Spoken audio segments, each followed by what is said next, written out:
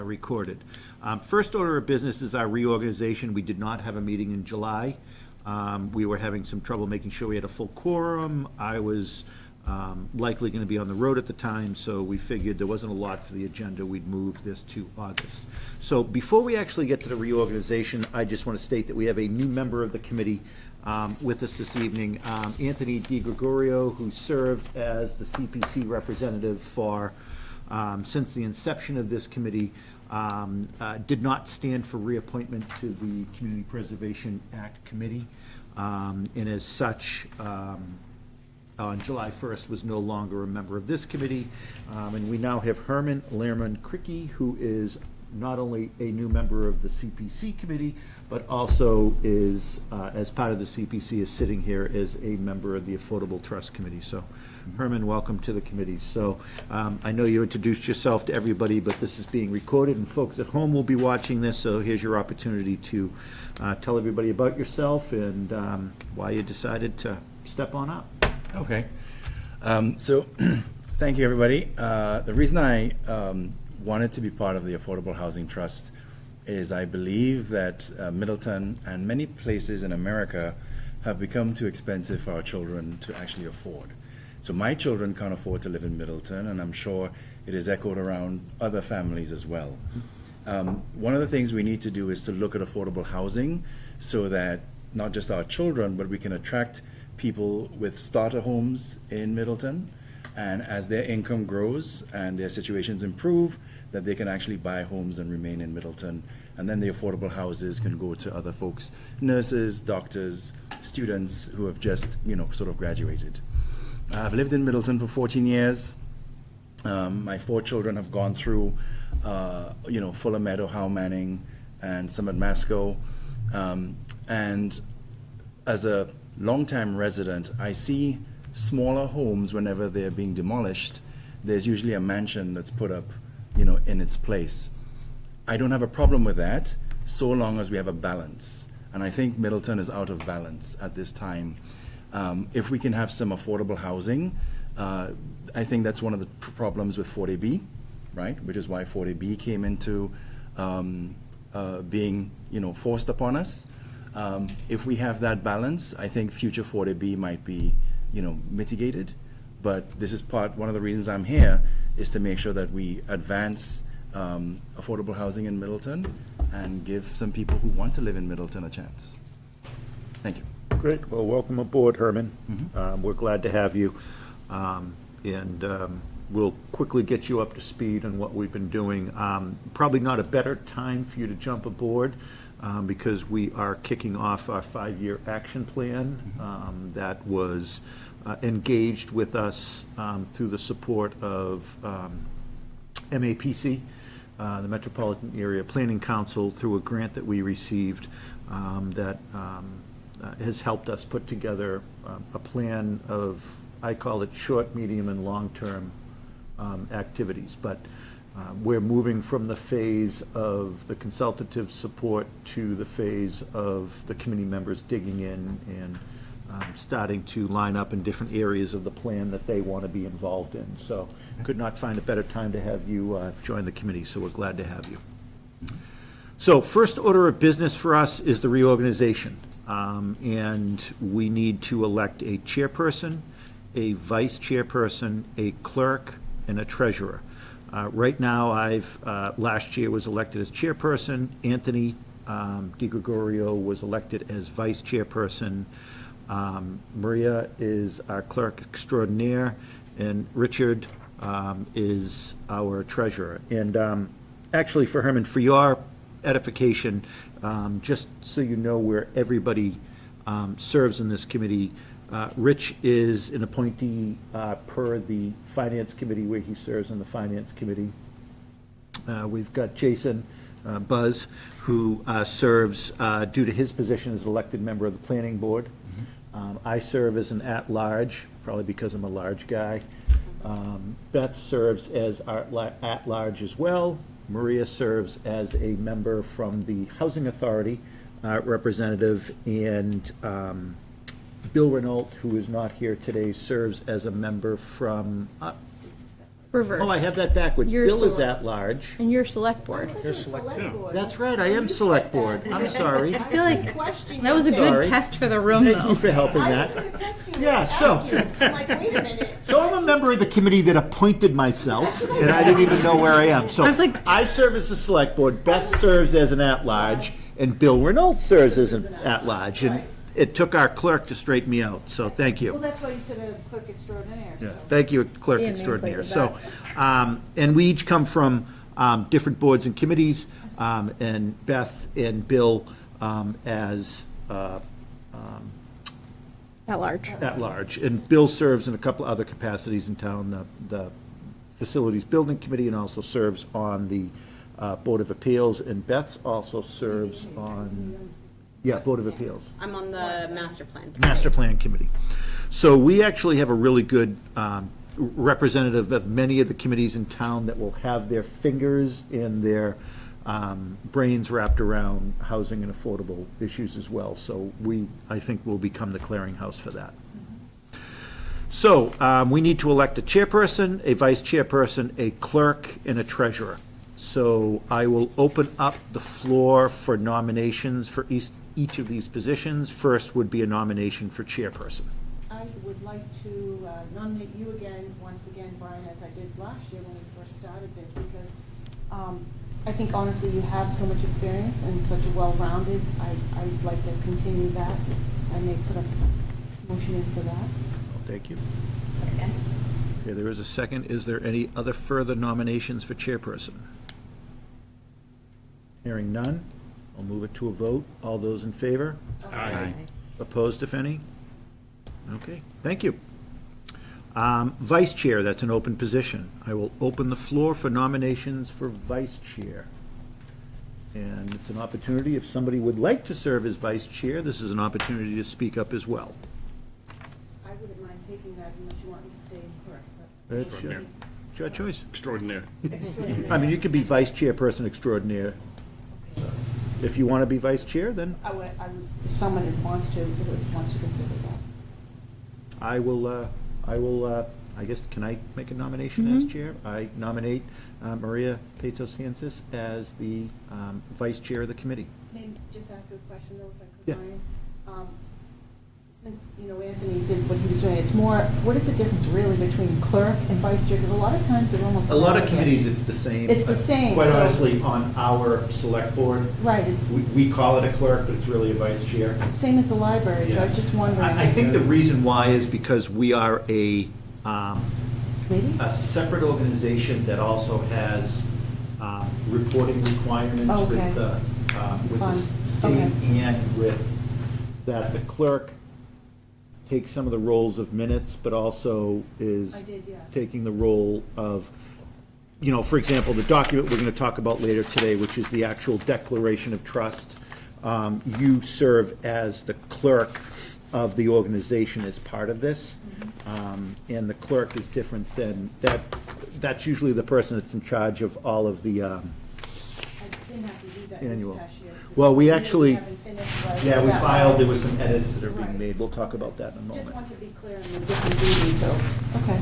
Yeah, and most of it, like we do on the planning board, you got the vice chairs also, if Brian's not here. you Yeah, the vice chair serves, Vice chair serves Oh, as, that's right, okay. runs the meeting if Brian's not here. and if there's a time, like, and we've done in the past, where we've done meetings, hybrid, where some people have been remote, a chairperson cannot serve remotely under state law, Right, that's unless the entire committee is remote.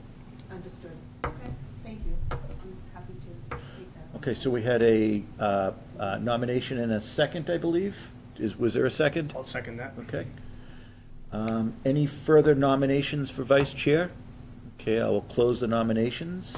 All those in favor of Maria as vice chair? Aye. Aye. Opposed, if any? Okay. Vice chair extraordinaire. Okay, clerk. I would open up nominations for clerk. I nominate Beth. That's something Beth or. My only concern is with the time, Okay, because that's I have employment that sometimes pops up and have to travel for work. I appreciate that. Are we going to continue in the future, Jacqueline, with a, with a,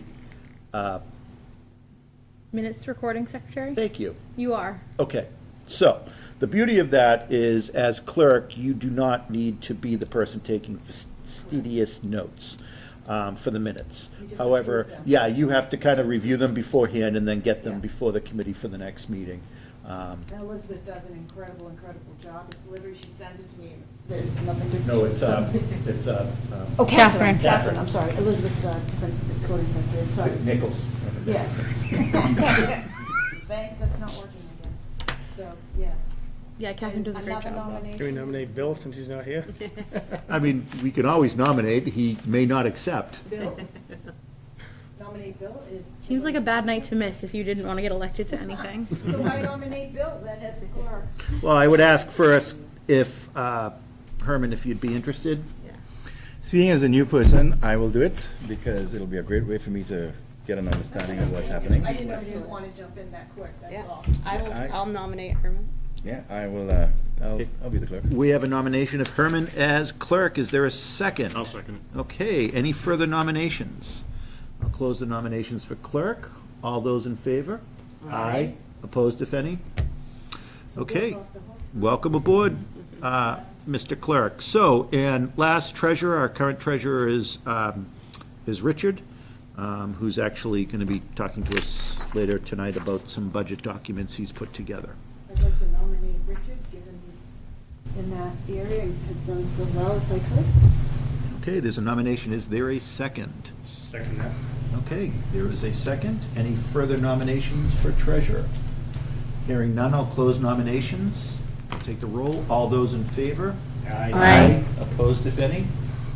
Okay, so I will continue as chair. Maria is our new vice chair extraordinaire. Herman, welcome aboard as clerk. And Richard, thank you for serving again as treasurer. Not a problem. Okay, we have, which seems like a long time ago, it was the beginning of the summer, and here we are at the end of the summer. We have some minutes that had been distributed previously from the June 6th meeting. I don't know if anybody has any comments or questions on the minutes. I'll make a motion to I accept the think they're minutes. June 5th. They're Did I, June what did I 5th. say? You said 6, just so we're clear. Oh, June 5th? Thank you. No problem. That's Good my me. typo, Brian. Sorry. about No, that. it's, I'm always a day behind, so, June 5th. Okay, any comments or questions? And did I hear a motion? Okay, Rich made a motion to approve the minutes of June 5th. Is there a second? Second. Okay.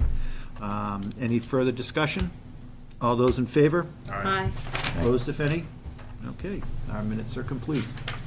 Okay, as we stated at our last minute, we were working on a 5-year action plan. Jackie had worked to put together a little bit of a racy document of some of the items in different bucket lists on the Affordable Housing Trust 5-year action plan. Herman, I would welcome you aboard. Look at that, you are officially a member of our website right now. As Jackie updates it. So I would welcome you, Herman, to spend some time to look on our webpage to the 5-year action plan that was put together jointly with MAPC. Included in that action plan were community meetings that were held, several at the senior center with veteran organization and some other outreach, including a session that was done with municipal employees. We've spent some time really trying to look for alternatives for, 20 years ago, the vast majority of our employees that work for the town of Middleton lived in the town of Middleton.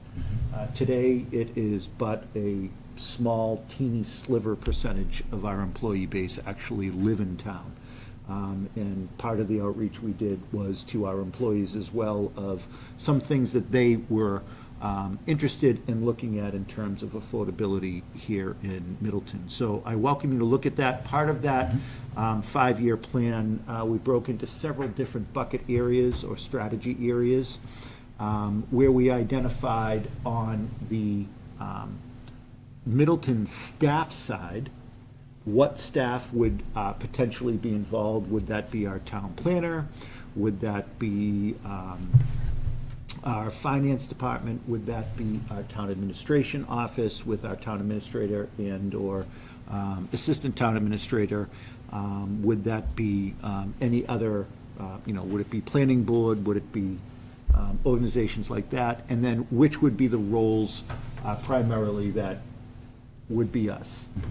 And many of these areas, you'll see there will be some town staff that will be pseudo-assigned, but not so much by the individual, but just stating that there would be town staff that would be supporting. But I want to be clear here, we need to be as self-sustaining and self-supporting as we can be on our own. I think we have to pace ourselves on this. I spent some time today looking at the spreadsheet that Jackie had put together of some of the action items, and my first thought was I want to dive in and get as many of these done as possible, and then I had to step back and said that's completely unreasonable and doesn't do justice to the 5-year action plan, because it's not a 6-month action plan. For example, one of the items in our action plan talked about different options, and during our visioning session that we had, so to speak, we had a conversation about ADUs, accessory dwelling units. Well, as everybody at this table may know, the legislature passed and the governor signed a week or two ago into law, maybe 3 or 4 weeks ago, into law, a new bill that requires cities and towns to allow accessory dwelling units by right, with certain caveats around that. For example, there must be a dedicated parking space per bedroom, and certain requirements around zoning obviously have to remain, setbacks and so forth.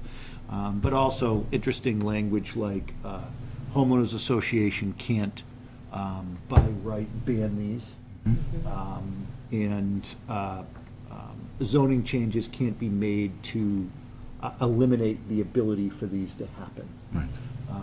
And so, interesting enough, and not surprised, it was very clear that the legislature was moving in that direction.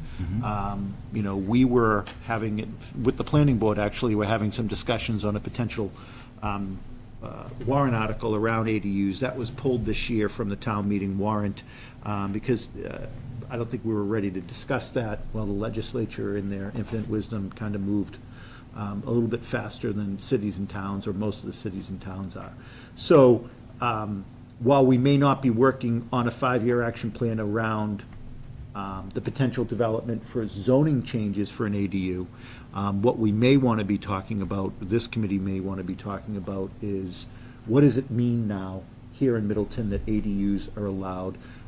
What does the law allow? What does the law not allow? What is Middleton's role in that? What is our current zoning's role in that?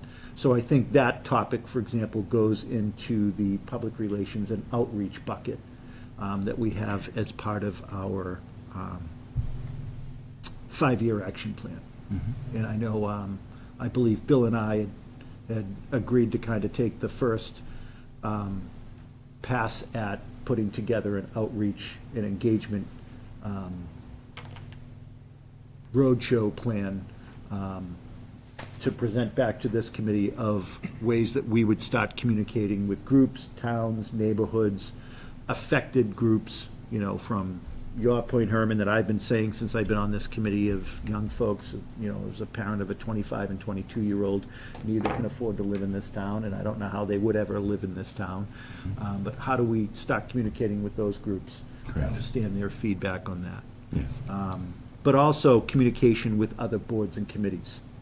A perfect example is last night, my board, the select board, had a discussion about us re-engaging now in a discussion on what's going to happen with the current Memorial Hall, what's going to happen with the current police station, what's going to happen with the current fire station, what's going to happen with the current senior center, the old town hall. And we had brought in a consultant on Memorial Hall, and one of the options we're looking at is the possibility of that building being partnered with an organization, maybe a not-for-profit or a developer or others, to turn that into an affordable, a building of maybe 4 affordable units, keeping the facade, keeping the building. So we are, as a committee, the select board, as a committee of the whole, a subcommittee of the whole, are going to start engaging in that discussion. I think this is a perfect opportunity for this committee to actually be a part of that discussion and inject what we are learning in our efforts as the town looks at potentially moving in the future. I mean, sometime in early 2026, that building will be vacated. And as I said last night, I don't want to see it just mothballed and spending a lot of money to keep a building vacant. I'd like to see something in planning to start on that sooner than later. Simultaneously, we had a discussion last night in public session regarding our current ownership of the land on Locust Street, which at one point was going to be utilized for a new Howe Manning School, which after a defeated town meeting, Howe Manning ended up being rebuilt on the site where it previously existed. Town meeting has previously approved the select board's activity and approval to sell that property, and we had a discussion last night of what did we want to do, and part of that was an appraisal that we did, and we're looking at some opportunities of, rather than just selling it as 12 lots where somebody could build a 5,000 or 6,000 square foot home, are there caveats that we could put on the sale of that property that would either possibly go to town meeting and ask for a zoning change, if not, put on the deed of that property when it's sold, that maybe buildings can't be more than a certain square footage, and a certain percentage of the land could only be used for building purposes, and the rest would be used for either open space or green space. Items that may be able to take a new home that would look at like 1.7 million and actually get it down to below the town's median price of a home today. And right now in Middleton, the median price of a home is about $950,000 and rising. We're approaching $1 million for the median price of a home in Middleton. That's not affordable, big A or small A. So the select board is starting to have some discussions around that. And I think this is an opportunity for this committee as part of the communication and outreach. I sit on both committees, but I think it's important, while I'll speak up when I'm at my other board meeting, but I think it's important for this committee to start taking some positions and input and provide our unvarnished guidance to the select board on those pieces as well.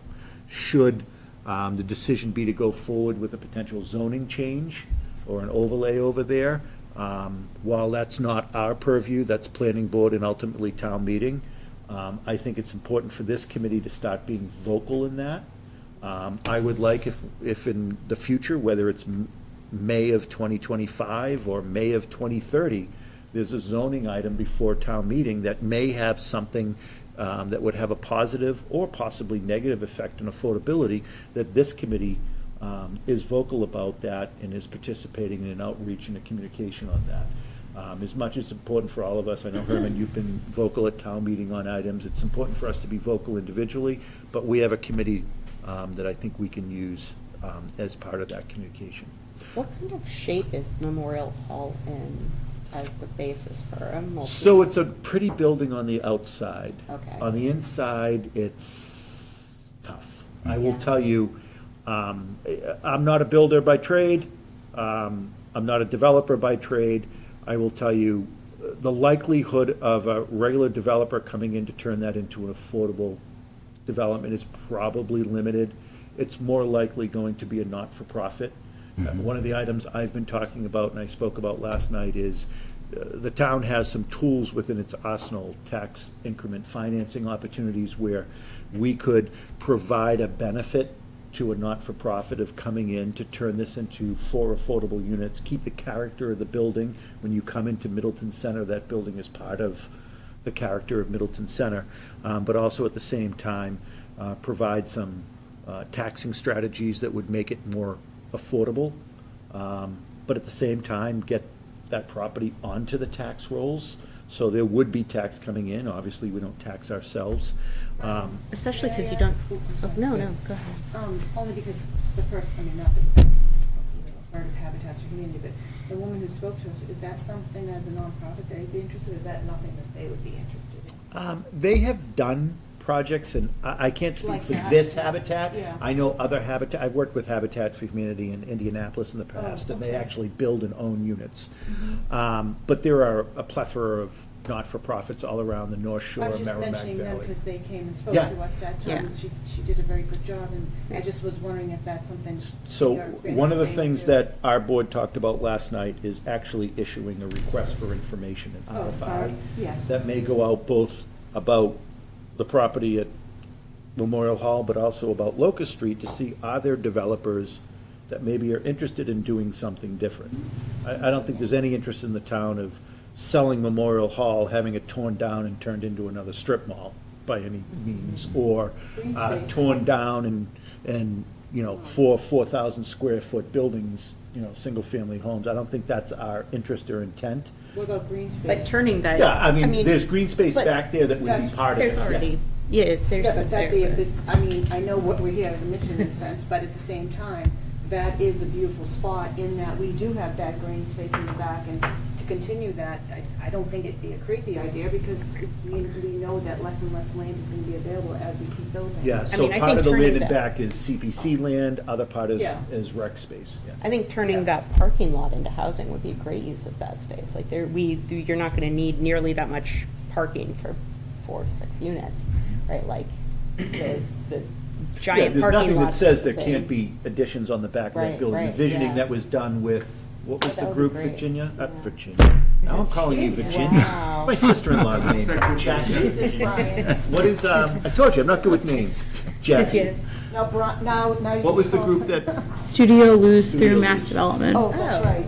They Yeah. did some stuff, right, that's right. so they kind of showed some scenarios of that Okay. could happen. Now, this is all in its infancy, but Right. what I want to get the discussion back to is, you know, if there's going to be an RFI, Yes. I think this committee should provide some comments to the select board on that.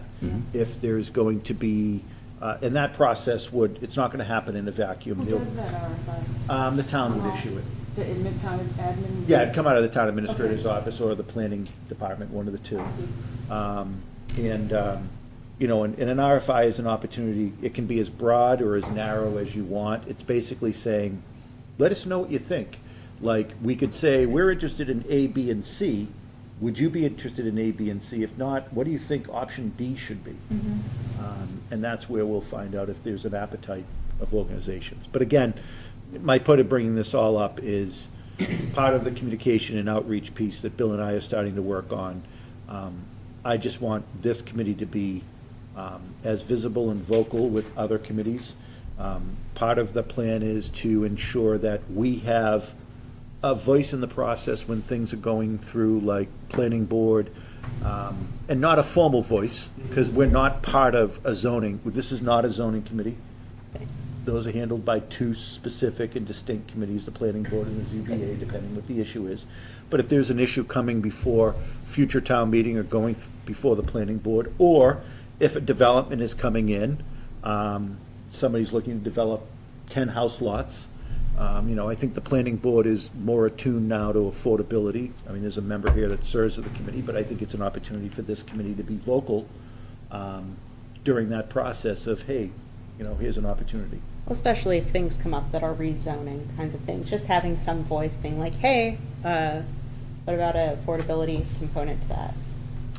So we have not had a lot of zoning changes on Yeah. our town meeting warrants for several years.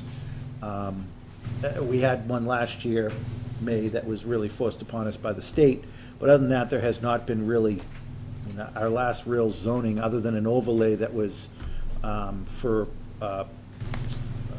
water and that was down on the Danvers line, which was a pretty perfunctory change. Other than that, there has not been a lot that's come to town meeting, and I will tell you, that's probably going to change.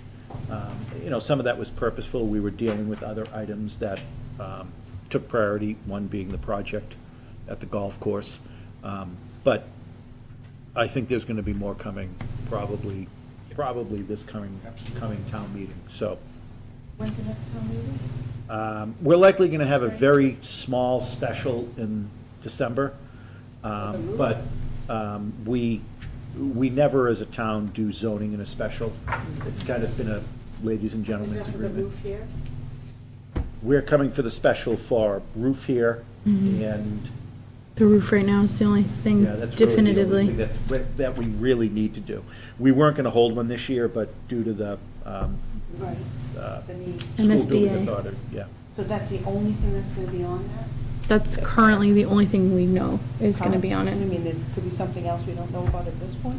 There could be anything that we don't know about at this point. I'm just saying that's why we're having the meeting, is for the Fuller Meadow roof.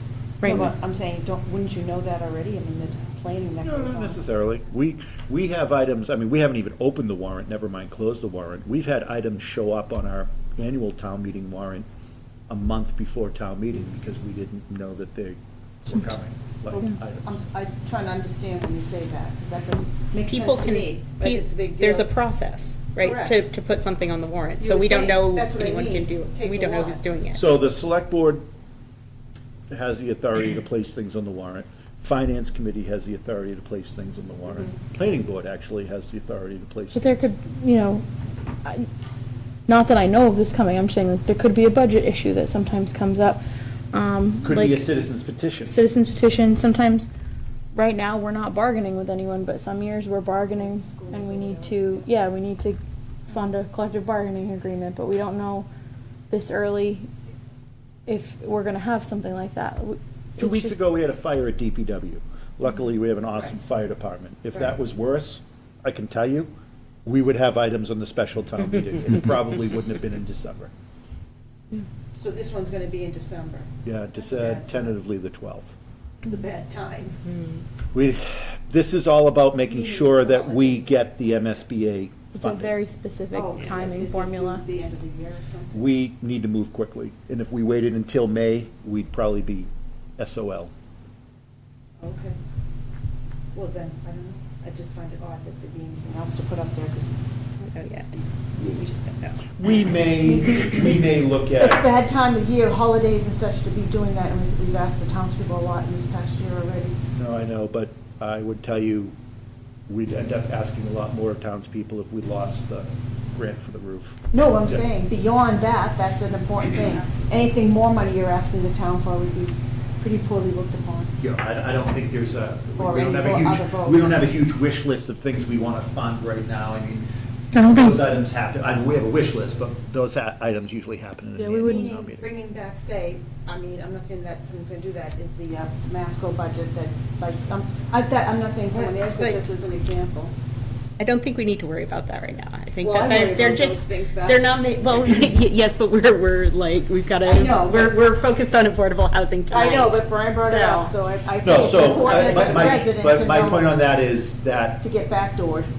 my point is that zoning items are likely to be coming in May of '25. Yes. And will probably be more regular back on our town meeting agenda, our annual town meeting agenda than they have been in the last probably 4 to 5 years. Right. This committee needs to be an active participant in that. Okay. This committee needs to be weighing in. Now, we will not be a formal member like we're on zoning. The planning board makes a formal position on it. The finance committee, well, actually, they usually defer on zoning items, but they can make a formal position, and usually the select board takes a formal position on those. I would welcome this committee's opportunity to actually weigh in, and it may not be a formal invitation to do so, but I fully expect someone from this committee will be getting up and saying that, In May. yeah. Gotcha. Good to know ahead of time. So Jackie, can we roll through, I'm sorry. Yeah. can we roll through the spreadsheet? I've prepared some items for it, if that's okay. Yeah, please. Great. So just to get Herman up to speed, to refresh our minds, because we haven't been together since June, some updates on some of these items as well. So the first strategy in the 5-year plan is the administration of the trust, which includes setting the annual budget, which the treasurer has distributed a draft document of what that will look like for our review tonight. Setting the regular meeting schedule, which now that you've elected Brian as chair for another year, he and I can work through that. Seeking grant funding, which when I see opportunities, I'll bring them to your attention. We don't have a grant writing position on staff dedicated. We have different staff from different departments that reach out, but I'm certain that you folks have a lot of good input that we could use for any grants that become available. Seeking CPA funding was charged with the chair. Something I am starting to do is put notes about all these items for all of you, so that, you know, right now I'm doing the agendas, scheduling the meetings, things like that. I'm starting to put all that kind of like deciduous information into like an operations guide for whoever, so that way when you become chair or treasurer or clerk or whatever, you have like a little go-to sheet, the way that like we do in our departments, like a little operations guide. So I've been working on trying to get that out of my brain and into a document that's really consumable for all of you. And then Shared Housing Services Administration to maintain a SHI, that is with our planner position. That is currently vacant. We do have an updated list that I can get to you for a future meeting, but that's something that is handled by our planning department staff. So that's admin of the trust right now. The good thing about this is most of these are kind of ongoing, you know, to-dos all the time. Not a lot of outside of meeting impact at this point for the committee members. In terms of strategy number 2, provide information to the public on the Affordable Housing Trust. There were assignments made at the last meeting on some of these items. Herman, as the new clerk, you've gotten assigned to 2 of these, but both of them work with staff, including compiling the annual report and updating the Affordable Housing Trust page on the town website. We also have Brian and Bill having some items with engaging with the public to make them aware of programs, including presentations to residents at the COA and the Flint Public Library, providing a column to the COA, which I held back on in August because I wasn't sure when you and Bill were going to be ready, so that we can queue up in advance. Updates at annual town meeting as needed, which is with the chair, and proactive communication. Now, on this particular item, where I want to give you a little bit of homework to think about before the next trust meeting is our town website. You folks did see me updating it at the beginning of the meeting when you did your It's our officers. newly updated website. Newly now. updated. Our website got redone over the summer by our wonderful grad fellow in our office, Billy Walsh, and Deb Mahoney, who was formerly the admin assistant in the town administrator's office. We've now, all the staff have been trained on the new model, so you'll start to see, if there's a page you know and love, you'll start to see improvements across the board as staff take their time to develop. So this is currently your page. It has your agendas and minutes. It has a link to the strategic plan. It has the committee members. Not as engaging as it could be. So one thing I would like to kind of give you all information on before the next meeting, there's a couple departmental pages I want to show you examples of the types of ways we can communicate with residents via the website that you can then channel for the type of work you want to do with the trust. So for example, our finance director, Sarah Wood, just redid this budgets and finance section. She's very proud of it. We're very proud of it as well. But she has this whole new section of how our budget works. She has our financial management policies. She has this clickable link to our wonderful digital budget book powered by ClearGov, our award-winning budget book for the 4th year in a row, to shout her out for that. And one of the first communities again to close their books. And so now you can see all of the fiscal 25 information. She's made these great tabs, so that way you can really like navigate this as easily as possible. You can see the final budget, the various proposed budgets, the different presentations that were made across the board. So that's just one way you can engage with this website.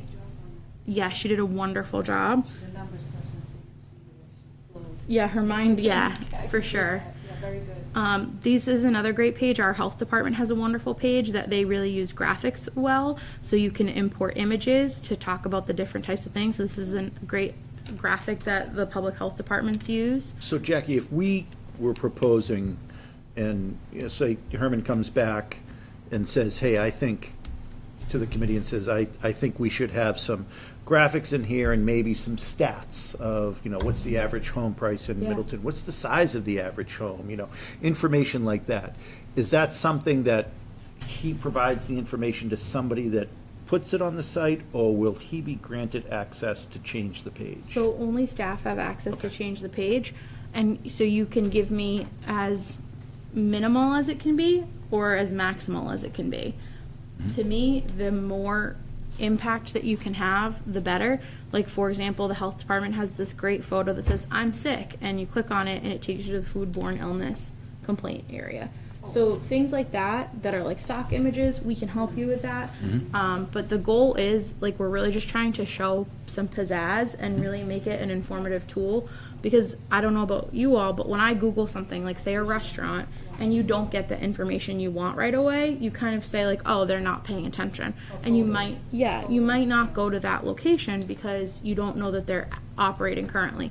So the goal is to get this to look up to date and informative, but not let it get stale, so that people can know that it's being like that it's an active current resource. I even think the strategic plan had a lot of nice little graphics. There was some nice graphics and Right. some nice, I would say, like, I call them call-out boxes where Yeah, we could yeah. use as, Pull it from that. really on the homepage of the Yeah. Affordable Trust, I call it the do you know? Did you know that the average price of a home in Middleton is Right. this? Did you I think know? there was a lot of good stuff in there that you could pull from that plan. That's perhaps. something great too, where you want to do it as graphics, we can. The website also has a FAQ function where we can build frequently asked questions about affordable housing and just pull that right from the plan. So I'm just putting this out here. I can get it on there once you all decide what you want, but this is our new website has many more interesting tools than we had previously been using. It does a lot more with graphics and images. It can hold a lot more. It can hold tables, charts, links. So just And at some point, this committee is going to get to a concrete plan of utilizing some of our funds to support someone that needs to make their repairs to the home to make it accessible so they can remain in their home. There are going to be opportunities for members of the public to actually engage with the trust, more of a long-term plan. If we're able to engage in other funding and other opportunities, there could be bigger opportunities for individuals or organizations to engage with us. At some point, people are going to start coming to this website looking for information. When we get to the point of talking about, hey, did you know there could be a low to no cost program for you to, have an accessible ramp at your front of your home or grab bars in your bathroom. Or did you know if you're Medicaid eligible, your Medicaid health plan will pay for that? This is how you could access that. Items like that. So I want the page to be, again, a source for information rather than, I don't want people in Middleton not to know this is available and it not get accessed. when you don't want someone to have to watch our hour-and-a-half long meeting to get that information, when they could, the goal of the website too is that, like, once you start to post on it, more people start to look at it, and when they Google, how do I find a house in Middleton, affordable housing in Middleton, this will start to be what comes up when they Google. So that's the thing. So that's something where, ahead of next meeting, start thinking about what from the plan you want to pull. Like, what are the quotes, what are the charts that you find most compelling as a resident, as a policymaker, that you think people should be aware of. So that way that can give Herman and then whoever on our staff, it'll be some guidance. Ideally, we'll have the position in our office, the admin position, filled in the next few weeks. And so whoever that person is will also be available to help update the website and tinker with the different So concepts. Jackie, for example, under the new ADU law, I'm greatly assuming our building commissioner's office has probably gotten a few calls in the last few weeks, people asking questions. So I assume at some point there may be something on their website. Would that be a logical item, do you think, to also include on this website? Now, not all ADUs are about affordability, but I think the kind of the genesis of this is about generational aging in place. Kids get the house, mom and dad move into the ADU, or Nana comes in and moves into the ADU. Let me just pull up one other, to your point, Brian, what you can do and what the trust can do is, so say the building commissioner issues something along those lines, we don't want to go and accidentally post something that is not in agreement with what We he's can posting. link to it. We're going to quick link to it. Like, so for example, with the DPW, they have quick links down here, resource links. So there's so many options of ways, and we can like redirect people to where that is on our website for sure. So we always know that the data is real-time and source of truth. Yes, and that's the best thing about our website too, is when we update a document, say you all updated the trust strategic plan a year from now, the way our website works is wherever the trust plan is linked, I'm changing the document on the back end. So everywhere that the document is linked to on the web is gonna update to that new document. So that's something that's really helpful. But that's just the kinds of things to think about when you look at our website, because to your point, Brian, like you want that basis of communication on there before you go to the public, before you go to the COA, before you go to an event. You want to have a baseline of information present so that people have something to refer back to when you say, and then check out our website. You don't want the website to not be anything worth checking out. Yep. So that's in strategy 2, provide information to the public, something to think about.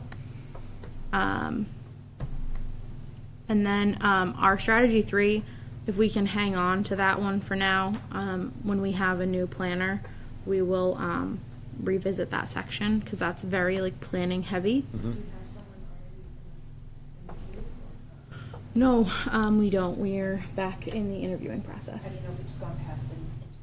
You've got someone like almost picked, chosen. I am not there yet, unfortunately. Thank you. Here's our area where we're talking about creating opportunities for residents to afford to age in place. We need to spend maybe a little time on this section tonight. The SHI, the first group that expires is in 2026. So that's something where we have a little bit of time on this, hopefully, but we may want to discuss this by this winter. And then ongoing education. One item of note, MMA is starting to do more webinars regarding affordable housing. When I see them come up, I will be sending them to you. They kind of take a hiatus during the summer because everybody's a little busier and, out in the sunshine. So as I see trainings, I'll start sending them to you.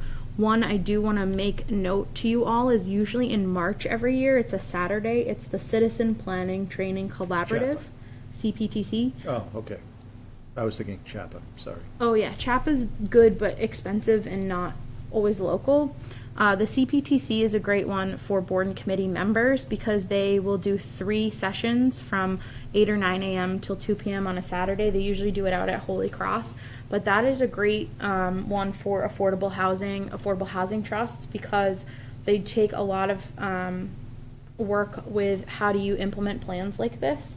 How do you do communications with the public on zoning changes or other types of processes? So that's going to be a training that when that comes out for registration, that's on Saturday in March, that we could certainly make trust funds available to pay I think it's like $45 a person to go. It's a pretty affordable training. But as the free ones and then that's probably the most expensive one I would say that's worth taking for board members, but as free ones become available, we'll certainly send them to all of you. And CPTC has online ones as well if you don't want to drive out to Holy Cross. So specifically on the strategy of the aging in place,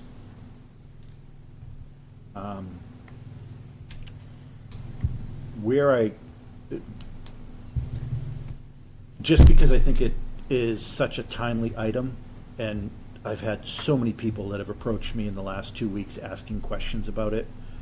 Some believe, well, the law changed, so I only have 30 days to do something, and then I can't do anything. Well, no.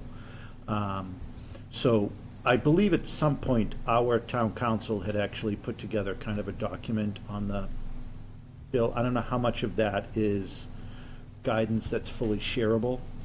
But I wonder if Mead Tallerman has put together more public white paper type documents on this that we could share with this committee so we could become more fully up to date. I mean, I'm sure at some point your planning board's going to be talking about it, and the housing authority will probably be talking about it. But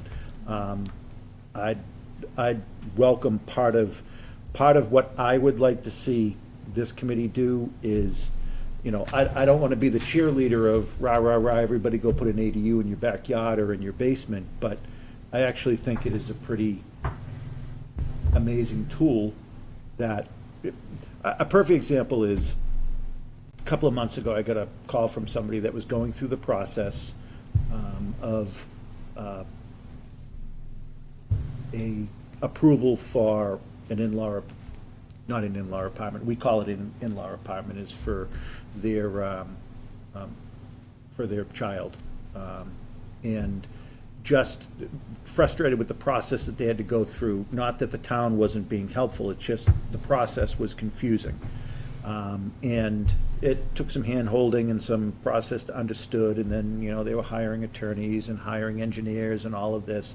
And some of that would still be needed under the ADU law. But I think there's a lot of folks now that are interested in better understanding this. And I'd really like to see this committee do something around education around the ADU law.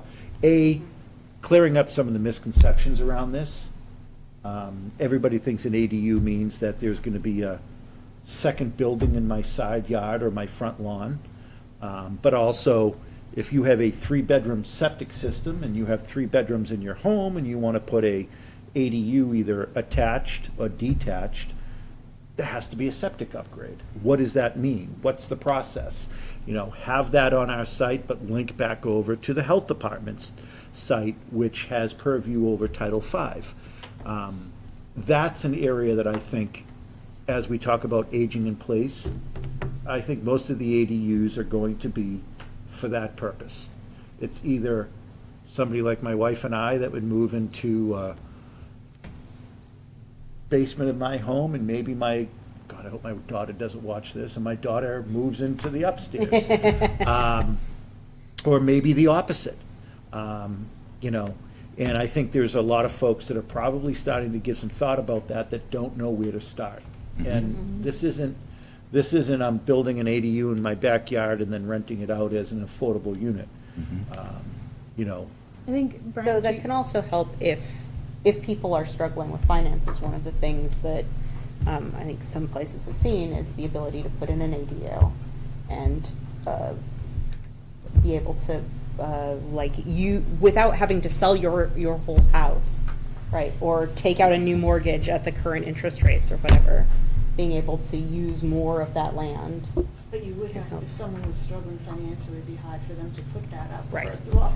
And then with the Yeah. interest rates, it'd be Yeah. hard for someone Yeah. to do that. no Yeah, matter so what. I think one of the They things wouldn't about be able to do it. affordability might be how do you, what does it cost to build one of these? What sort of programs are available, what does financing for one of these look like? I think the septic. is Information a like big- that would be great. Well, a septic is That's going to the be the big big issue. It's deal. always the big issue in Middleton. And, Right, right. we just don't have the infrastructure. Yeah, it's always the issue. We That's don't going to have be the the. infrastructure. Right. I mean, and also think about it, Middleton's a pretty wet town. Yeah. So, Yeah. I mean, I think of my lot, I've got 1.2 acres, 2 sides of my home. One side is my neighbor, the other side is the street, the other 2 sides are wetlands. Yeah. So, even if I wanted to put an ADU in my backyard, I'm falling under the confines of the Rivers Act, which is a 50-foot or 75-foot setback in addition to the normal setbacks. I may have the land for an ADU, not gonna work at my home. Do I have the ability maybe to have a small 1-bedroom efficiency apartment in my basement? Maybe. Do I want to? I don't know. So I But know that that, is the problem with Middleton, the septic, and the water. and I think, Sorry. no, it's important, because I think what you're all talking about is something that, those are the real challenges, the FAQs. I don't know if it'd be ready for an October meeting, but maybe for a November meeting. Is I can speak with our building commissioner, Scott Fitzpatrick, because he's spending quite a lot of time. So this law takes effect February 1, 2025.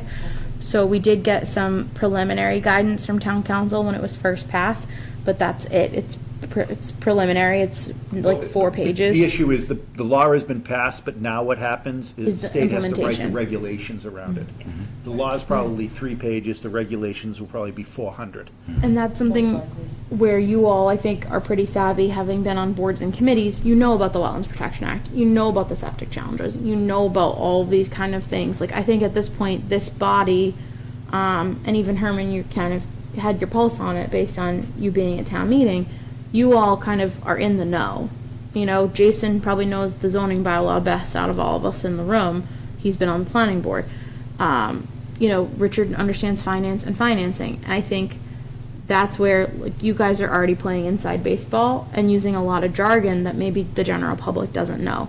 And that's where ideally we can have Scott Fitzpatrick either provide a memo or maybe come into your October or November meeting based on his availability and talk through the pros and cons, the challenges, what his concerns are from an enforcement perspective, because Also, the thing that I think is not always talked about with ADUs is that there are illegal ADUs that already exist, and there are people that create ADUs and become very negligent landlords at the same time. So there's a whole other host of issues that comes into play for our enforcement departments as well, for people and with life safety issues. Oh, yeah, there still needs to be two means of egress and access, all of these Fire code, things. everything. So I think if given a little time, maybe he can come in the October and November meeting and kind of go over the pros and cons and how can we make this user-friendly to consume what the regulations are for the public. Maybe something short and sweet, as they say, just a few points that what this new law might look like, but not something so deep that people would be Yeah, lost in the weeds. yeah, Especially because exactly. we didn't limit houses to one kitchen before. So I know my basement certainly has the only thing it couldn't have is a locking door, right? Like, The Ernie Bach Jr., you can have as many kitchens as you want, walls. That was Ernie Buck Jr. What? It was, so there's judge-made law from the courts, and the case was either Ernie Bach or Ernie Bach Jr. is the one who took it to court that you could have multiple kitchens without it being an ADU. Yeah. And it was on Nantucket or Martha's Vineyard, I can't remember which. But it was either Ernie Bach or Ernie Bach Jr. that like, Probably Junior. Yeah, Yeah. some cities and towns took the approach of limiting or it wasn't the kitchen, it was actually Stove. the stove. It was a stove. So there were a slew of these basement apartments that didn't have a stove. And then after it was permitted, the cabinet was put out and the stove was put in. That's right. But it's not that there's 1,000 people in Middleton ready to turn their basements into apartments. yeah. But there are folks that now see that this is a potential option for them, or maybe hadn't even thought about it. And for me, this is about aging in place. Correct. But not only just for them, but for their parents or for their children to remain here. And I just think it's a tool. It's not a magic bullet by any imagination. But folks are going to be asking more questions about this if we can help educate, in addition to the work that the building commissioner is doing and in his office is doing. This is our way to educate. And as we're finding opportunities to communicate with the public, whether it's newsletters, public forums, and others, I think we should be talking about this. This isn't a promotion to tell everybody to go out and put an ADU in. I've gotten phone calls from people when hearing about this. People that I plumbed their houses for, excuse me, and they put in pool houses out back. You're allowed to have a stove, you can have a bathroom, living room. That's a perfect thing, just to take the living room out, put a bed in, make a studio apartment for one of your kids. And I had somebody ask me that, and I go, you already got the stove and everything in, it's permitted. I said, so that's the other thing they gotta worry about is, all right, the septic already is quiet because that's another room. So a lot of these people, you'll start seeing, they're gonna start turning all their pool houses into these dwellings. That's not a good idea. That doesn't sound very good, all the cabanas turning into. Well, I actually think at some point in the future, That'd be tough. cities and towns are going to be looking at, it's not how many bedrooms for your septic, it's going to be a square footage decision. So, I mean, there are some homes in town that are huge square footage with 4 bedrooms. There are some homes in town that are smaller square footages with 4 bedrooms. That's right. Like Linfield is going right now, they are going off of their septic design. They're going off the number of rooms in the house, not the number of bedrooms, only the number of rooms. Rooms. Oh, rooms, not bedrooms. That's interesting. Square The footage in number of rooms. room for square footage.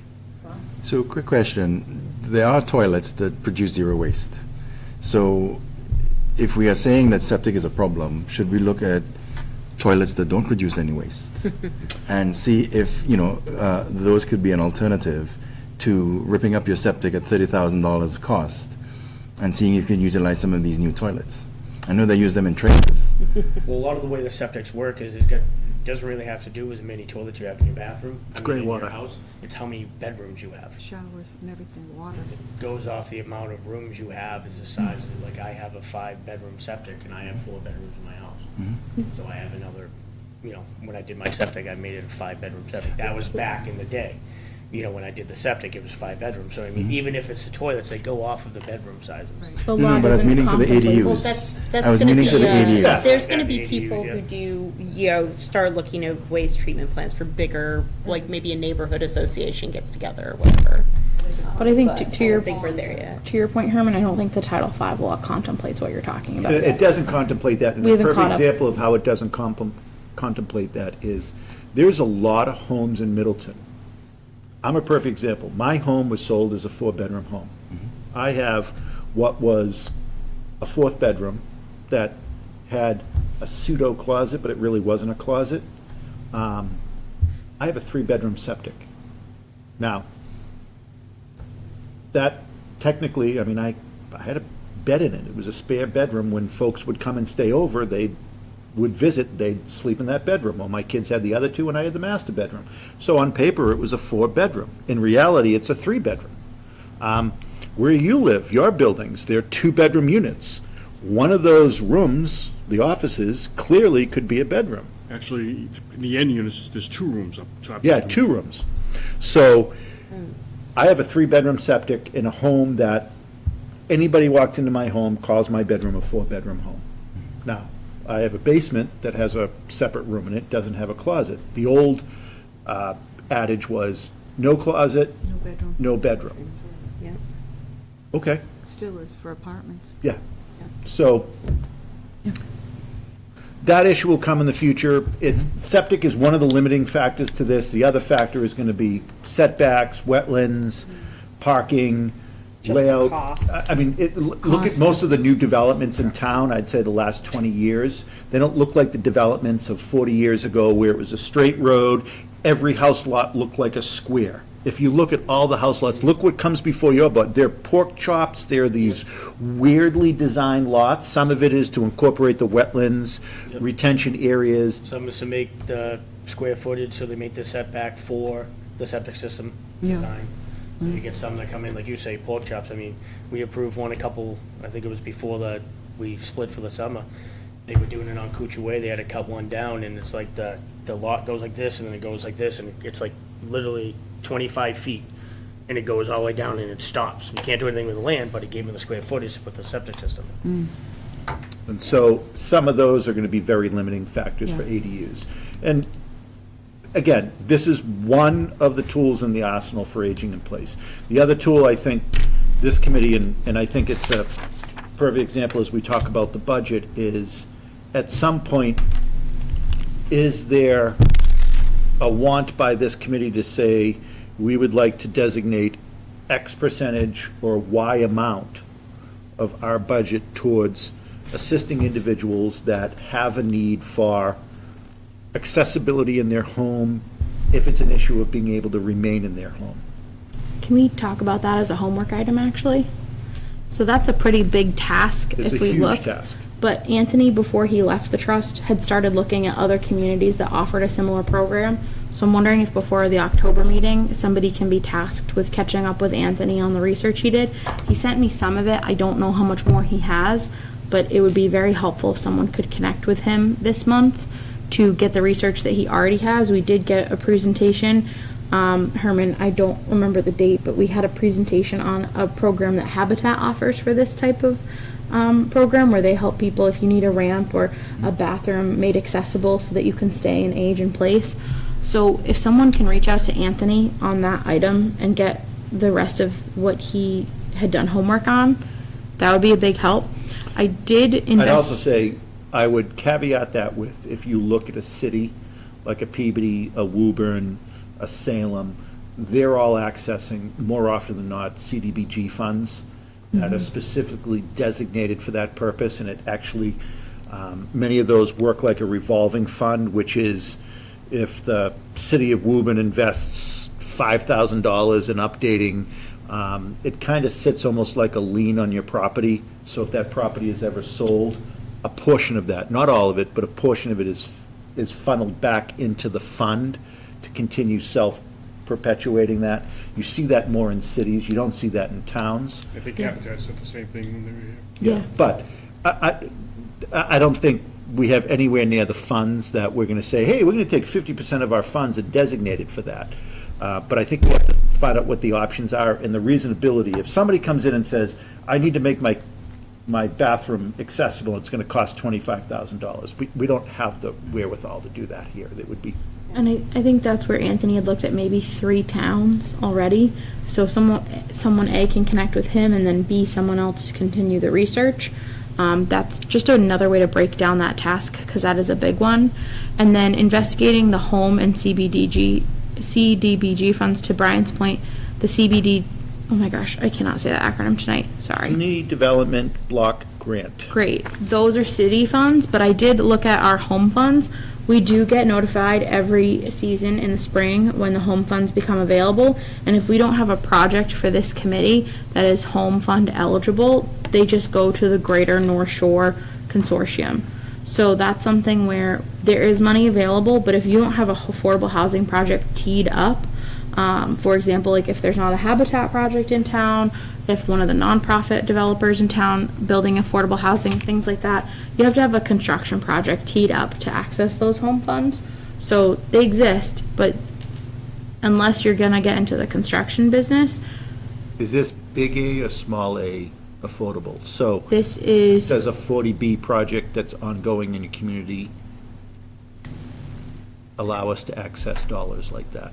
so the home funds can be accessed, but it would go to that project. So To that we would project, direct okay, it to a understood. specific project. Okay, Like it has to understood. go to a building project.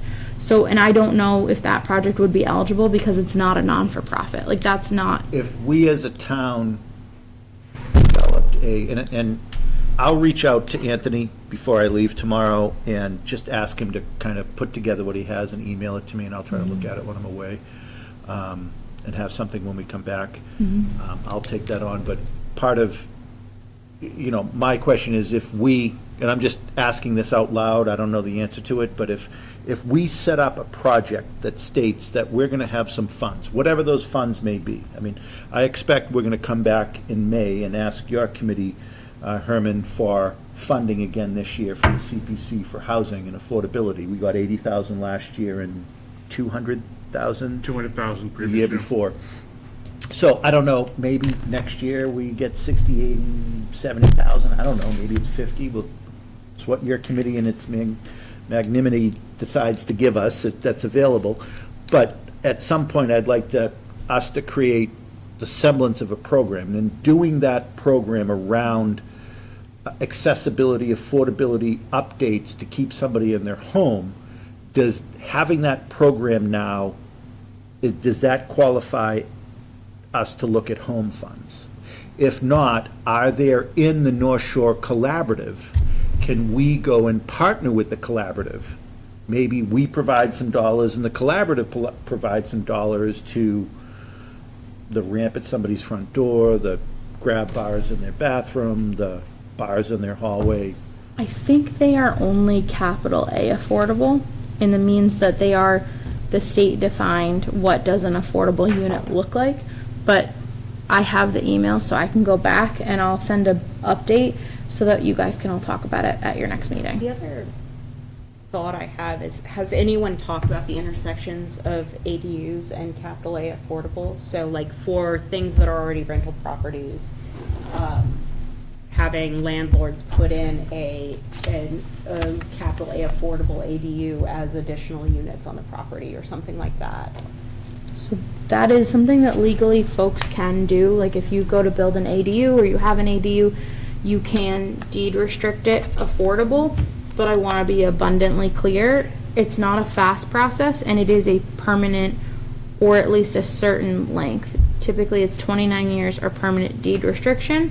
Yeah. You have to basically like, We have some in town. we have some in town, but it's, the impetus of that is very much on the homeowner to follow the process and to do it. There are affordable housing trusts that have bought properties to buy them into affordability. I've never seen someone do it with a rental. I don't know legally how you would do that.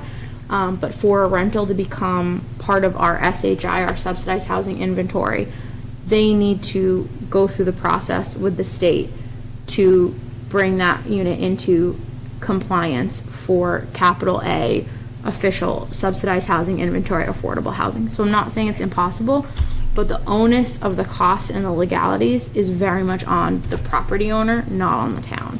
We've had inquiries in the past. we cannot do the legal legwork for people. It is simply not. That'd be a huge liability on the town.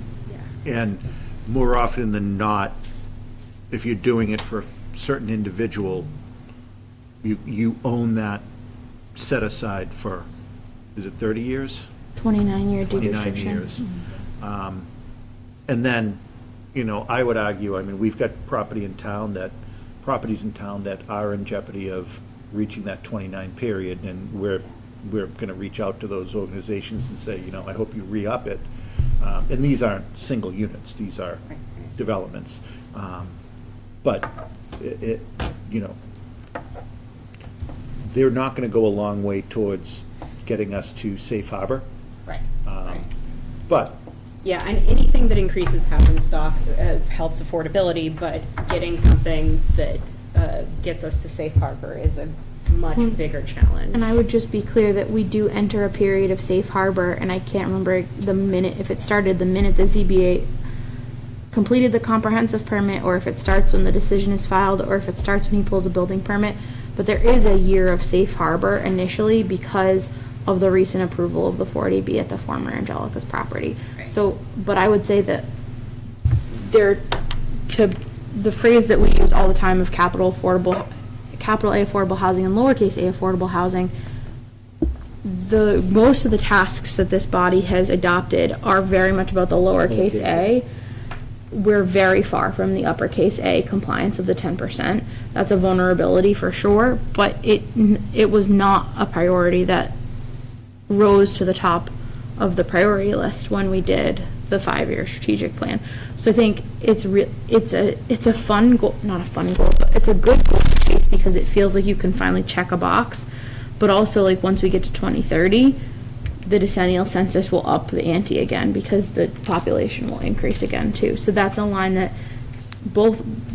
it seems like it's going to be something where you can like achieve it, but both of those goals, the line is just going to keep moving. Like, I think that's the part where I hope you all don't get frustrated because this is like the line that just is going to keep moving as time goes by. You're never going to have been like, okay, we solved it, guys, we're done, great work, everybody, let's all go home. Like, I think that's the frustrating part. I totally get that. I also know that when this broad body was formed, that was the purpose. It wasn't formed because people wanted more houses in Middleton. It was formed because we wanted control over our zoning.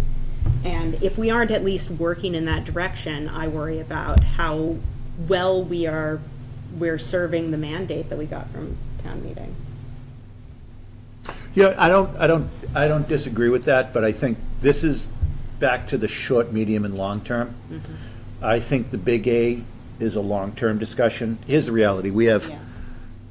Today we have $288,101.11 plus or minus in the account. That's a great amount of money, but that is a drip in the bucket if we wanted to do something big A. Right. And quite honestly, it's a big drop, but nothing more if we want to do something small A. We have to lay the groundwork and I think the short and more medium-term items for this committee is what I was talking about in the beginning of this meeting, is education, its involvement with other committees, it's getting all of the players involved to understand, if another big development comes in, it's an opportunity for the planning board to say to the developer, have you given thought to maybe having one of your lots in this development affordable? And here's some things as a town that we'd be willing to do with you. I'm not going to speak for the planning board, you guys have the sole authority to do so, but as we make these arguments and we educate the planning board and the planning board educates us and we educate the public, secondly, we go to town meeting for zoning changes and where they're saying, this is what the zoning change will actually mean for the ability to do affordability. Perfect example is the Locust Street property. If we wanted to do something, and I'm not saying go from 12 lots to 40 lots and jam in these small 1,200 square foot homes that the neighborhood's going to go, what? What are you putting in our neighborhood? But something that matches the character there, but it's not 12 6,000 square foot McMansions that are going to go for $2 million. That is going to take 12 more units into Middleton that will never have an effect on affordability. I always question what happens 25 years from now when all these homes are turning over and you know, I mean, we're a self-fulfilling prophecy that we will never be affordable. But the short and medium term is about our engagement with all of these groups to get folks to start thinking about it. I mean, if a development project is happening and that project now has a lot that's affordable, maybe it's a small A and not a big A affordable, that's a major win. I think the thing that I would aspire to is not reaching that 12% because, like you said, that's a long-term goal. What I would like to see is what our theory of change is that could ever get us to that number, right? Like what do we think? And because it's going to be, even once you get there, it's an ongoing process. What is it that we think is going to keep us there once we get there? What are this money is not going to, absolutely not going to go out, build 12% more houses and keep them all affordable. But what are the processes that we would adopt that people have successfully adopted to get here? Because there are towns that have succeeded at this. What is it that we are going to do that we think we are going to do for 3 years, 5 years from now? Which of those, and then this becomes how we test those theories. It's how we figure out which of those is going to work here. Mm-hmm. That would be sort of my thought. So I think that's predicated on how much money you get in the next 2 to 3 years. It's like saying, you're going to buy a stagecoach that's cost $10,000, but you only have $5,000 in the bank. It doesn't matter if it's 5, 10, 15 years. If all you have is $5,000 in the bank, you can't execute those ideas because they require money. So the question would be, where do we see avenues to raise money so that when we hit the 3 and 5 year part of the plan, we have the money to do what we want to do? And if we can tell the story of what we're going to do with it, it becomes a lot easier to know where money can come from and how we're going to raise it. I think there's some opportunities on big A and small A. I think there's a lot more opportunities in small A.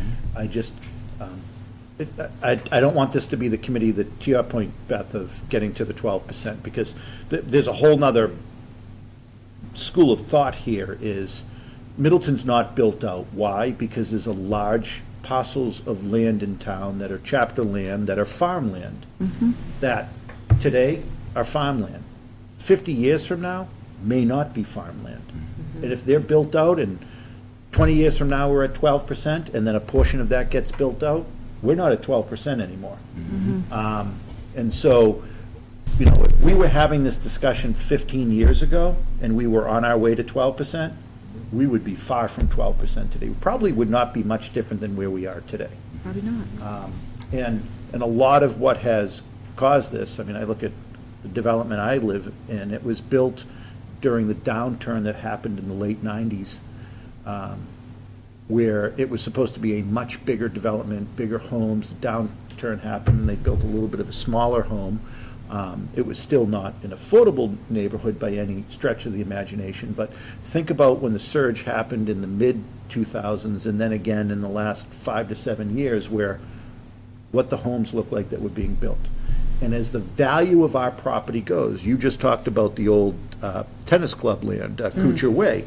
I mean, those house lots are going for $675,000 For the land. for the land. Just for A lot. So, and that's a raw land with no septic. Nope.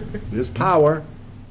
I think water The is only way to brought make up there. that affordable is to put a lot more people on each piece of land. Exactly, and if somebody's They have a paying lot of room for a lot more $675,000 for a It's lot, only up. and they're not gonna build a 1,500 square foot No. home in that, because they'll never get their money back. No. So there's a structural deficiency in the process for big A, and Mm-hmm. also for small A.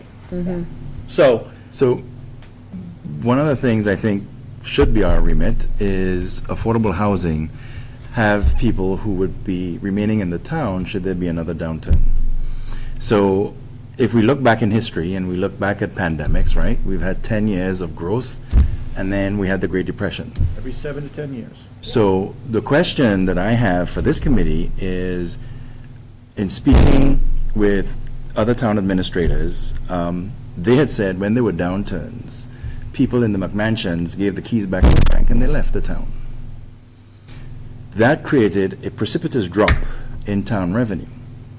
And the people who were able to remain had to bear the brunt of the tax revenue loss.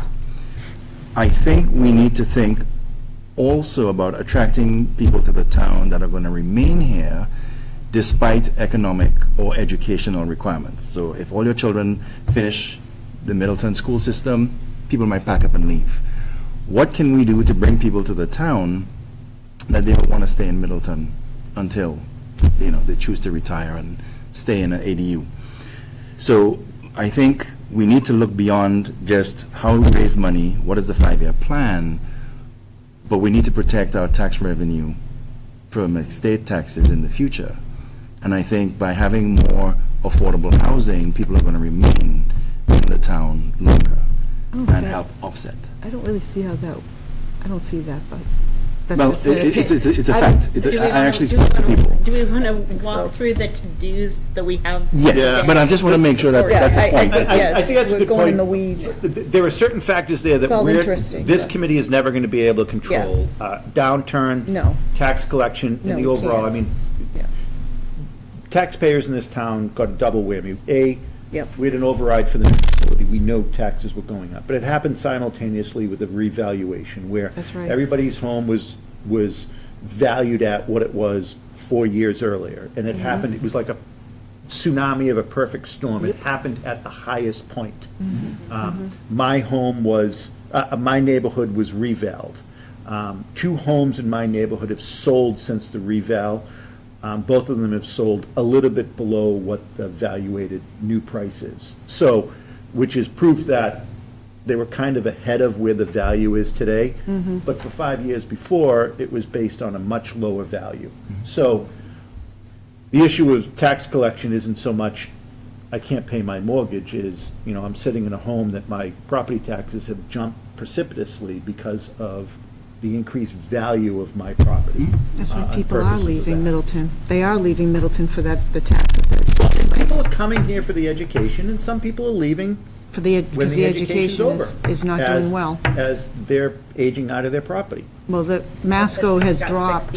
6,000 square feet, right? Well, also Masco's education ranking has gone from, my son graduated in 2015, from 20 to 95. So that's not very good for Masco right now. Things Yeah, aren't no, but I looking think, good. still a very attractive community for people to want to live in, and I don't want to lose, Yeah, we're going, but this town's not, this committee's not going to solve No. the bigger issues. I wish you could. I mean, if you would like to, Magic wand. That's about the only way we could do it. Okay, so on the aging in place, let's go ADUs, short of those. FAQs, Q and As, working with the building commissioner to come in at a future meeting, to talk about processes to at least educate before and the would- law and regs go live. The early website. next spring. so we'll have a guest visit or a memo from the building commissioner. Okay. I can ask the folks that run the home consortium if they can offer some more feedback to us, whether through a memo or a visit. Brian's gonna touch base with Anthony. Folks are gonna look at what other towns are doing. And then, has everybody here read the master plan and specifically what a future affordable housing trust would be trusted with from said master plan? I'm hoping Beth has, because Beth have is read it. on the master plan committee. Do I remember the details So- of the trust bit of that? That's a tough one. okay. What I will do is, in the meeting follow-up, I will send out the master plan, if you can all read the affordable housing trust sections for the next meeting. Sure. That, I think, that is a lot of good homework for that strategy, and I think what I've heard from this group for 6 months now is that that is a strategy that we feel very energized about, that we could hit the ground running on, so that's perfect. Thank you, yeah, that'd be great. Building some good infrastructure there. And then I will say, I did get the date, so March 15th, 2025 is the day of the CPTC conference. They also, for $400, will come out and do a training with a local group. So if you would like to see what trainings they have for affordable housing trusts, I can get a menu of classes for your next meeting. Okay. I think $400 for all of you to do a training on one of these topics, whether it's implementing a 5-year strategic plan or some of the other things that we've talked about. If that's amenable, I can get that information for your next I meeting. actually think that would be fabulous. I do too, yeah, definitely. And it's something that, once we pay, it's $400, and so it could be just the members of this trust. We could open it up to members of the planning board, zoning board, select board, whomever. but we'll bring a menu of classes to look at for the next meeting. I think that's a great idea. That's short money for, And then we have to wait till March. Yeah. good. But I feel like you guys have identified a lot of homework for the next meeting and the meeting after that. Is there anything else that, like, short term, No?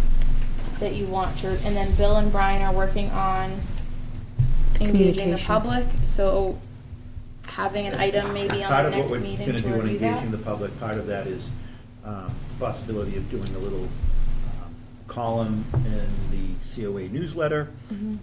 And I actually think that's an opportunity for us to actually create, I call it the stump speech of the Affordable Housing Trust, what it is, what we're doing, what the vision is, some facts and figures about affordability here in Middleton that I actually think can flow over to some of the work our new clerk is gonna be doing on what our website looks at like, where some of those pieces from that newsletter article can move into what our stump speech will be as we continue to educate the public on this. So for the newsletter, the current issue is a September, October. So the next issue is November, December. So I would say if you could plan that by the early October meeting, to have your column so that it can get to Jillian in time. I would say you typically want to do 300 to 800 words, and graphics are great, but we have the IP from our entire 5-year strategic plan, so we can pull graphics or quotes or stats from anything in the strategic plan. Okay, But I'll it would work be with Bill on that. great. Any other homework from any of the activities that folks want to talk about? Do we want to talk about budget and the document that we put together? Sure. Best I can. If you heard the crash with my lens popping out. I saw that. You really see it now. You're doing Just really well squint. for it. It's like, All right, so this is a Pirate. suggested format that I pulled off of other communities. The dark blue section is the proposed budget. The lighter blue section would be the monthly actual reporting. The first column is labeled FY '24 M10, which is April's actuals. I have asked Sarah tonight to give me an update to the end of the year. We have the revenues. We have the revenues invested, so you see there's a revenue stream for interest income. There's the $80,000 the town meeting granted at the annual town meeting that was deposited in July. But we haven't, as a committee, made any real decisions yet that I could put onto this to say this is a no. I will point out that Jackie tonight told me where in the past our recording secretary was paid out of the administration's office, it's now going to be part of the budget, so I sent you an email to give me those numbers and I'll drop them in. $400 is going in. Yeah, so Training. we'll have to have you vote on that at your next meeting. Yeah, we'll get have the that as a- information and we'll do it at the next Yeah. meeting. But, so I'm developing the format, trying to keep it a one page that I can still read even with one eye. For actual and budgeting. Guys have any feedback, want to see something different, feel free. And Brian, when we have different ideas that we want to throw out as far as what to do with the investments, I could just lay this out in the model, we can see the impact. So, one of the things that we may want to do, and again, you know, one of our biggest sources of revenue until we look at opportunities for other grants that are outside of the town of Middleton, our biggest source of revenue is going to be CPC.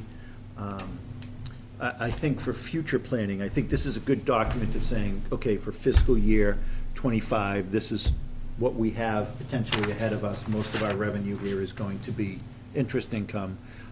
But, you know, are we looking at an annual CPC amount of 80,000, 20,000? See, when I talked to Costa, he gave me a lower number, much lower So, number. and I can talk a little bit about that if that's okay. So that's probably because we don't know what the state match is ever going to be. So right now, we've been in a good era of the state match. We've been back in the like high percentage. I don't remember if it was 100 this year, or if it's in the 80s, 90s, 100s. So when the CPC bill first came out, Commonwealth-wide, 2005 to 7, 100% matches every year. And then more communities joined, and it went down to 80s and 90s. And then in my former community, I staffed the CPC, and there was one year I think we got like 37% match, and it was bad. The legislature has done more work to ensure that more money's coming in, and in doing so, more communities, we had a couple Have good act- years again, and have now opted more communities have adopted again. So from my understanding and what we included when John Cruz from MAPC did the strategic plan, we estimated 40,000 a year coming from CPC, with the knowledge that the state match might bump that up. And the CPC, that's just based on what they have to give to affordable housing every year with the state match and the local. So it could be that they're more generous, which they were for fiscal '25, and they up the number and include more than affordable housing. But based on a conservative approach, that's probably where we're getting that. And that 40,000 for the next time, it won't be this fiscal year, it'll be the next fiscal year. Fiscal '26. Maybe you voted on in '25, it would not be in the books until '26. Correct. But I'm presuming that's where it And is. that's the number the Costa gave me. Yeah, and that's because we just don't know. I mean, some big communities have adopted this Community Preservation Act in the last 3 years. And I think only the last time I looked it up, 0 communities have opted out. Like, nobody's been able to get a town meeting vote or a city council vote to renege on CPC. And I believe only 2 communities in the entire Commonwealth have ever lowered their percentage. Everybody else has either adopted or added. Okay. So I would say 40's the safe bet. But if there's a generous year, that's great too. And certainly we do have some interest on the account. Okay. And I think for the purposes of the CPC, and I understand why Costa is giving probably a lower number, under promise, over deliver. Right. I appreciate that. Yep. But, I mean, we're at the will of the legislature. I think the legislature's a little more focused on affordable housing right now, and CPC is surely a component of that. But, you know, it is what it is. But if we could at least start to, if we're gonna have 5-year action plan, we should start looking at Out years. what are our opportunities for both internal financing, which is the CPC, and who knows, maybe in the future is asking town meeting for appropriation if there's I was thinking the same thing. appetite for program that we're gonna propose, i.e. if this committee comes up with, we'd like to have X dollars available to assist residents with accessibility and aging in place, et cetera, as we come up to that program. But also in that 5-year plan of revenue of ways that we can start looking at outside grant dollars that we may be able to access, or ways that the Affordable Trust can partner formally or informally with other groups, not-for-profits and others, that we can become a clearinghouse of, you know, somebody needs to do a project that maybe we don't have the wherewithal to fund, but helping to connect them with groups that can do so. So there's always opportunities around that. But I think for budgeting purposes, this is a great document. At least gives us regular line of sight as we start spending dollars, albeit not big dollars, but spending dollars. But at some point, we're gonna start implementing short and medium-term projects that are gonna take dollars. And quite honestly, the CPC, if we're gonna ask for money every year, it can't be that we're just hoarding it. No. Yeah. We've got to go to town meeting and show benefits. Yeah. Quick question, and I apologize for my ignorance, it's my first meeting. Is there any way to allow people to grant gifts to the trust when they pass away and as part of their estate to make a donation? Is there any mechanism for us to accept gifts? Is this any different than like the Friends of the Flint? Well, the Friends of the Flint don't, we have it from the, directly from people who leave money to the library, but those monies, we have a few of them that some have been here since the beginning of time, so to speak. They have so many ties to them, Herman, they're a little difficult to manage, and we have a lot of problems with that as trustees, with the Fidelity account that has some of it. It can't be touched this way, it can't be touched that way, because it depends on what the person puts ties. They're going to put ties to it, they're going to leave it in a certain way. I don't really think that's the best way to go based on what my experience is. The Friends of the Flint just gather money, they spend it that year, Brian. They've got to gather the funds, it's gone. Well, they were 501c3. But yeah, Yeah. Article Yes. 5th, item 1 is what looking at. Yeah. We are empowered to do so. We also don't have to if Right. it comes with conditions that we don't Yeah, want to somebody manage. could give us property, for example. Right. Somebody could Yes. say, I'd like to Correct. deed my property Right. to the Affordable Housing Trust. Right. So you are correct. We can accept and receive property, whether real or personal. That personal could be Right, stock, cash. but they could put Otherwise- conditions on it, I'm saying, like, is what happened, and Yeah, then you're like, we have well, to- wait a minute, That's why right, we if have to there's- vote to right. accept it before it actually. If it has too Sure. many ties to it or something we couldn't We can manage. also purchase.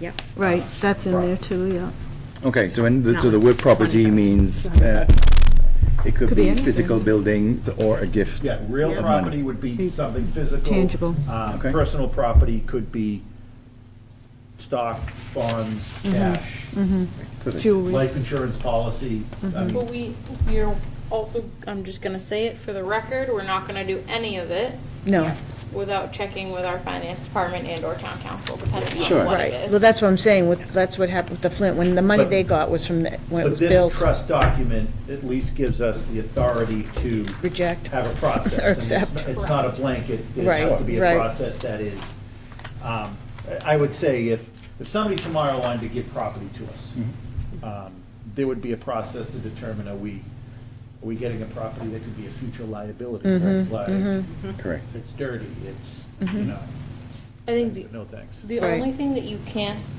the only money that you can't not accept is a general fund, a general revenue appropriation by town meeting. Which I don't know why you wouldn't want that, but If a general appropriation comes to us, we have to accept. you don't even have the authority to like accept it, it's just It yours. happens. there. It's, If town meeting, give it, we take Must it. take You it. have Whether we want to take it or not. I must Yeah. take it, you like it all that much, it's yours. even if you don't like it. Correct. Okay, thank you. Good. Before, Before we adjourn, Mr. Chair, scheduling meetings, we have nothing scheduled at this time. we have October scheduled. We didn't book it. Yeah, Oh. we went through August. We kind of looked at the I summer thought I months. saw you had it on the agenda, the 16th, it was on there, October I thought in our 6th. June meeting, we scheduled July and August. And September tonight. Yeah, and then I thought we ended at that, and we were gonna, I thought I had October 16th, let me see. I must have got it from somewhere. I had October 16th on my calendar. Thought we did schedule, that's why and I well, had, we would normally. I had November 6th. We were normally doing the first Wednesday of the month is what we were normally doing. I had, yeah, I have, I think, was. I'm sorry, I looked at the something on- wrong date, I'm sorry, that was a housing authority, I'm sorry. I do have for this, the October 2nd is what I had on mine, that, I thought we must have discussed it for I me to. blocked my calendar for the first Wednesday of the month period. Yeah, that's the But I second. thought, and, I mean, either way, I think it's always a fluid process. I mean, I appreciated July, folks kind of went with Yeah. the flow when it was looking like we weren't going to have a great. I did flow. have, And I thought it was important for a reorganization, we have as many of the members as possible at that Yeah. meeting. well, do we have an issue with Go- October go with the 6th? flow. So, I mean, I'd ask the committee, do you feel like we should just be scheduling the first think so. Wednesday of every month and Consistency? revisit at the end of every meeting if we, see items that, because I think at some point, there's work that needs to start happening by individual leaders on the committee around certain topics. Bill and I are gonna work on some of the outreach. We're not gonna do it in a vacuum. We're gonna report back to the committee and let you all know and ask for input on that.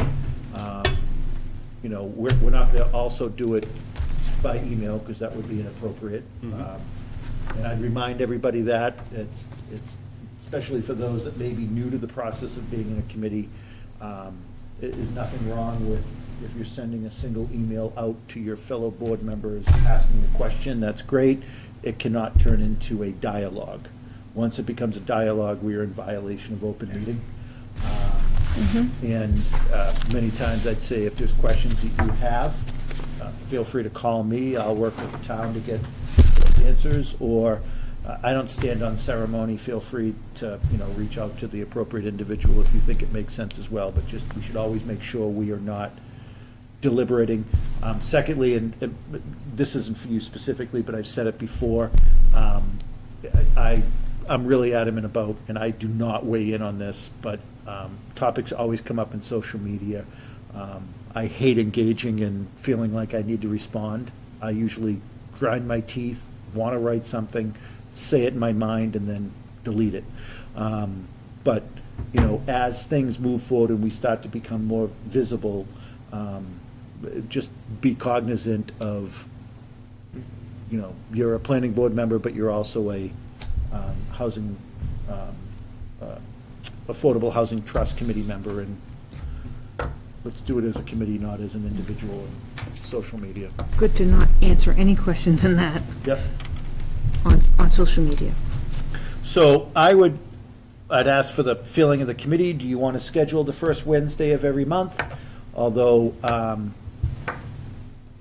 so that would be October Second. 2nd, and then let me look at my calendar here. October 2nd. It is Rosh Hashanah begins that night, if it Yeah. affects anybody here, that they wouldn't be able to attend. So I would say, I mean, one of the items that I would like to do is either October, November, you know, given his availability and his ability around the ADU topic, I would like to have the building commissioner in for one of those meetings to start the dialogue of how we can help his office, and quite honestly, how his office can help us a little bit in terms of communication around this. You know, I don't think he's going to defer to us, nor should he. This is still his domain, but how, in our outreach and education, but also make sure we're on the same page, how we can communicate around that, but also if we are looking to have some training done on the training that we're going to bring in. I know, Jackie, you're going to take a look at that. I'd like to get that done sooner than later. And that may not be a date that they can make work for a certain Wednesday, first Wednesday of the month. I'm okay with moving that to another date at a site that's amenable. But I would welcome scheduling these on the first Wednesday of the month, and then Go from there. have flexibility. So should we do it for the 2nd of October at this point, Yeah, until I would say Jackie's? yes. And then you want to do Novembers and Decembers now, too? November 6th. November The 6th, November 6th, and December 4th. I think that also works too, because one of the things that is a challenge, Mhm. a benefit but a challenge of this committee, is that people have other obligations with other committees. I know planning board's the second Wednesday of the month, third, and the building committee often is doing Wednesdays, which takes myself and Bill out of commission more often than not. And the Okay. FinCom will be in November, probably meeting on special town meeting. Yeah, see what the If not, warrant article surely look in- like. It's surely in early December, around that topic as well. So 2, 6, and 4, 264. and Play I'll that send number. out calendar invites tomorrow, as I have been doing. Yeah, that's good. I And like I'd that. just ask everybody to look at your calendar of the first Wednesday of the month and kind of put a little bit of a penciled hold on that. And let's revisit in October, what January, February, March, and we can look at what the first quarter looks like. So I just want to reiterate some of the homework that we all have here. Let's all take a look at some of the department pages on the website, finance, health. The municipal campus one is coming along. Yes, it's a great site. Yeah, the blog part is really cool. Like, maybe if that's something where you guys start doing a regular COA newsletter column, we also do a blog on your page of all those columns. There's a lot of good stuff on there. On some of the items, we talked a little bit about aging in place, went down the rabbit hole in ADUs, FAQs, and Q&As. Again, I think this is not a decision we have to make right away, but if we're able to get the building commissioner in to start talking about that, any information that Mead Tallerman has specifically on the law as it sits, and dates that can come to us that we can funnel out to others as that turns from an act and resolve to a regulation. I am going to connect with Anthony by email before I leave tomorrow on research on funds that he had done specifically for accessibility with some of the communities that he looked at. Jackie, I know the Home Fund program that you were talking about, or the Home Consortium, is it? The Home Consortium funds. Everybody jump, as you're looking at the department pages, also look at our master plan and specifically jump to the section on affordable housing. I actually think that would be an awesome link to have on our page, specifically click on our page and go right to the section of the master plan on affordable. In addition to, once this declaration of trust is done, and signed, sealed, and delivered, which will happen in October when we have a notary here. And so if someone's going to miss the October meeting, please let me know in advance, and I will coordinate with you to come into town hall and get your specific signature witnessed so that we can notarize everybody with one notary, please, and thank you. Sure, very good.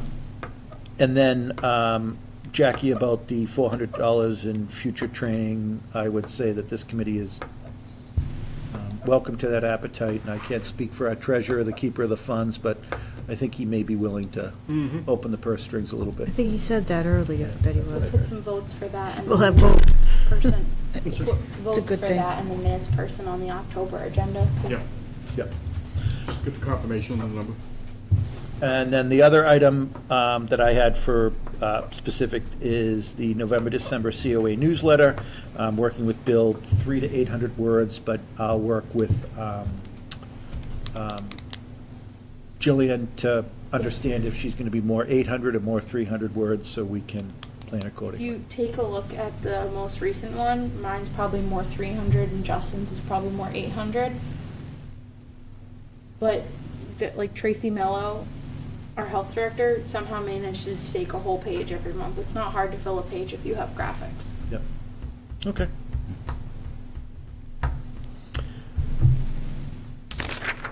And that's what I had for items that, and we've Homework. also looked at scheduling future meetings and any other future agenda items that we didn't talk about that individuals would like to see on the future agenda. I'd also welcome the way that I've worked as a chair of a committee. I'm a big believer, if there's anything that anybody that's a member of this committee wants to see an agenda, let me know so I can make sure it's on our agenda. I'm not the guy that says, nope, unless I want it on the agenda, it's not gonna happen. So if you reach out to me and say, I'd really like to have on our formal agenda a discussion about A, B, or C, it's on the agenda. So always let me know if there are any items. We publish our agenda. If we're doing a Wednesday meeting, this will be posted They're usually Thursday, Wednesday? legally Monday morning, Yeah. but I'm a Thursday or Friday before kind of gal. So I would say 1 week before our meeting, if there's something specific you would like to see on the agenda, just shoot me an email or a text that says, Brian, I'd like to see A, B, or C on the agenda, and it'll be on the agenda. Now, if you're asking for somebody to appear before our meeting in a week, that may not be able to happen. We'll make sure it happens on the next agenda. If you send it like as early as tomorrow, I keep a standing agenda going for the next meeting, so whenever. And at some point, we're gonna take this over, and Jackie's Do not you gonna. want to take it over for October? Or do you want to have one more sabbatical while you're away and then? I'm gonna ask for one more sabbatical, because I I'm thought away so. for 3 weeks, I thought so. and by then I'll remember. We'll you. transition for November. Thank you. So for November, guys, we're taking the wings off, the training wheels off, and we're gonna fly on our own. I'm not gonna come to the meeting then. You can always come if you want, Yes, you will. Thanks. if you'd like to join in, just for You and fun. our whole thing club. Somebody is gonna have to become the czar of the Google Drive as well. So I was also gonna ask, the Google Drive where is kind of the repository of this. I would ask if somebody, I gotta tell you, I'm not a Google Drive guy. I hate Google Did you open Drive. it today? It took me a while, Jackie. Okay. It took me a while. I was wondering if I was gonna get a call. I was- It's- I Proud opened it idea. on my phone, I'm like, this isn't working. I opened it on my laptop. I get some municipalities and schools live by their Google Drives. I hate Google Drives. I'm a SharePoint guy. But if we, We actually do have SharePoint now too. If you would rather it in SharePoint. I just did Google because that's what MAPC did. so I would ask if somebody would like to be the kind of keeper of our Google Drive, because along the way, I would like that to be the repository as we're learning things and gaining information, like the stuff that I'm gonna be getting from Anthony. I don't want that just to be emailed out to everybody, and then whenever you wanna refer to it, have to like scroll through your email to find that document that Brian forwarded over 4 months earlier. I'd like it to sit in a repository that we can utilize this, and then cull through it and decide if some of it makes sense to put on our website. So If if somebody would like to be that, If you sit with me between now and November 5th and spend a few hours with me going through that, because I've not used Google either, but I can do that. So, and I have a paid account if space storage is a concern. I've never needed to do that with a municipal account. If you're willing, Richard, we can do it as Google or we can do it as Microsoft OneDrive. I just did Google because MAPC did Google, but we I'm have sure, one. she'll be fine, just walk me through it. Yeah, we have OneDrive for free through the town, so That's great, thank you, Richard. we'll touch base. okay. Anybody have anything else? Assuming I have two lenses. If not, he's gonna do it through his left eye, You sit there like, squinting at us. like Popeye, or a pirate. Anybody else have anything? If not, I'd entertain a motion to adjourn. Motion to adjourn. Okay, So moved. we are adjourned.